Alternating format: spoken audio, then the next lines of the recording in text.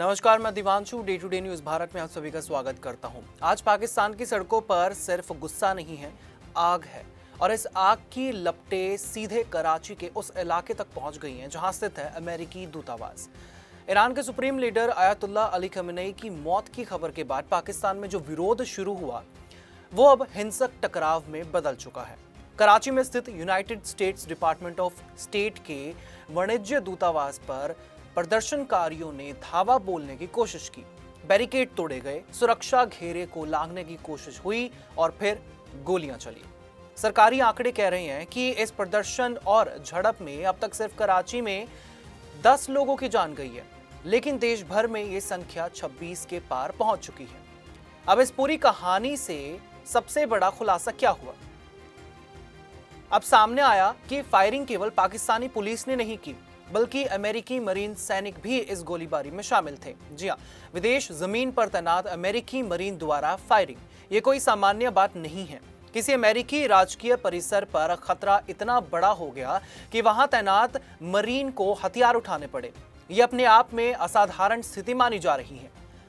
रिपोर्टों के मुताबिक जब प्रदर्शनकारी कॉन्सुलेट परिसर के भीतर घुस गए, हालात नियंत्रण से बाहर होते दिखे, आंसू गैस छोड़े गए, हवाई फायरिंग हुई, लेकिन जब भीड़ पीछे नहीं हटी तब गोलियां भी चली। हालांकि यह अब भी स्पष्ट नहीं है कि अमेरिकी मरीन की गोली से किसी की मौत हुई है या फिर नहीं। स्थानीय प्रशासन ने सिर्फ इतना कहा कि सुरक्षा कर्मियों ने फायरिंग की, लेकिन सुरक्षा कर्मियों में कौन कौन शामिल था, यह सवाल अभी भी हवा में है। सोशल मीडिया पर वायरल वीडियोस में साफ देखा जा सकता है कि धुआं, आंसू गैस, भक्ति, भीड़ और गोलियों की आवाज।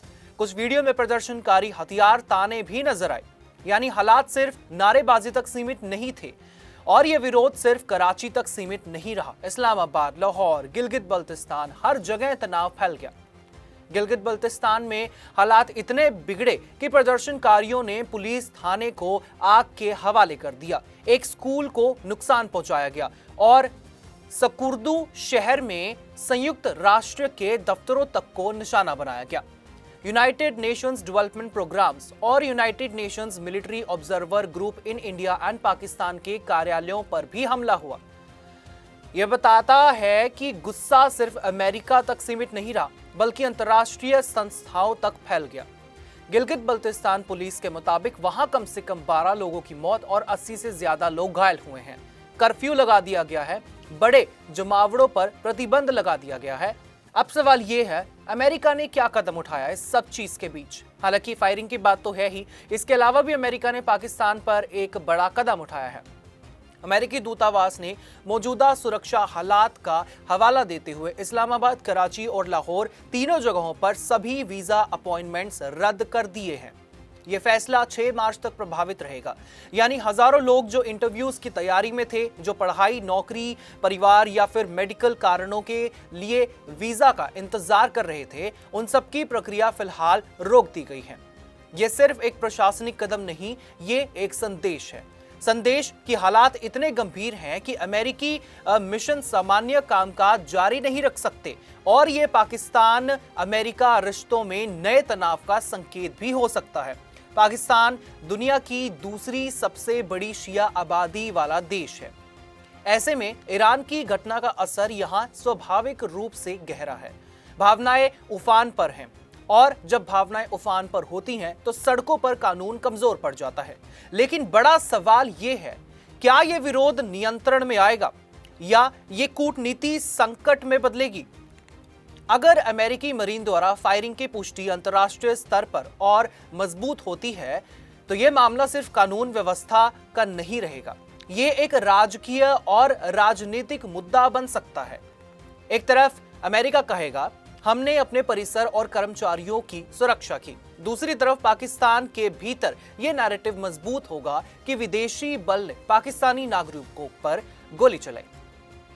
ये वही बिंदु है जहां आंतरिक असंतोष अंतर्राष्ट्रीय तनाव में बदल सकता है। अभी के लिए सड़कों पर भारी पुलिस बल तैनात है। कई इलाकों में इंटरनेट और संचार पर भी नजर रखी जा रही है। सरकार हालात को नियंत्रण में बता रही है, लेकिन जमीनी सच्चाई ये है 26 से ज्यादा जानें इस वक्त पाकिस्तान में जा चुकी हैं, सैकड़ों घायल हैं और गुस्सा अब भी शांत नहीं हुआ। यह सिर्फ एक विरोध प्रदर्शन नहीं रहा, यह भावनात्मक उबाल, कूटनीतिक संकट और सुरक्षा चुनौती तीनों का संगम बन चुका है। अब दुनिया देख रही है, क्या पाकिस्तान हालात संभाल पाएगा? क्या अमेरिका अपने कदमों को सीमित रखेगा? और क्या ये संकट यही थमेगा, या आने वाले दिनों में रिश्तों में और ज्यादा दरार डालेगा? फिलहाल तस्वीर साफ है। कराची की गोलियों की आवाज ने सिर्फ एक शहर नहीं बल्कि अंतर्राष्ट्रीय राजनीति को भी झकझोर दिया है।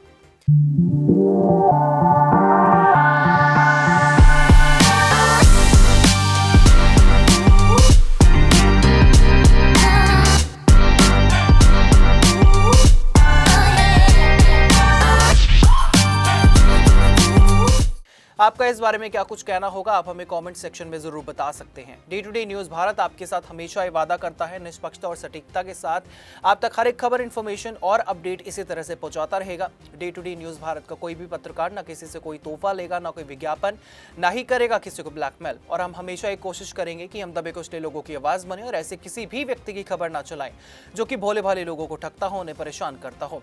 मुझे दीजिए इजाजत, और हमें हर किसी सोशल मीडिया प्लेटफॉर्म पर लाइक, शेयर और सब्सक्राइब करना बिल्कुल भी मत भूलिएगा।